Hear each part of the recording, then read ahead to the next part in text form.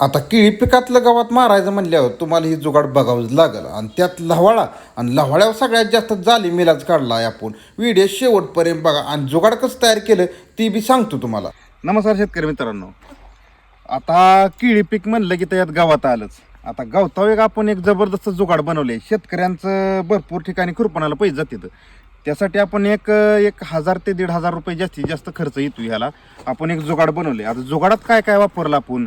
जुगाडात आपण एक 8 ते 9 फुटाचा एक गज वापरलेला आहे आणि पुढं त्या ठिकाणी एक आपल्याला वाढण्यासाठी एक फुटात ते 1.5 फुटाचा एक गज टाकलेला आहे आणि इथं थोडा सपोर्ट देऊन इथं एक आपण एक पट्टी वापरली आणि ही एक पाईप आहे. ही पाईप कशासाठी तर आपण वरतून जर ह्याला दाब दिला तर खाली दाब जातून इथे एक आपण पास टाकलेलं आहे. ह्याला खाली अँगलचा एक सपोर्ट देऊन एक पास टाकलेला आहे.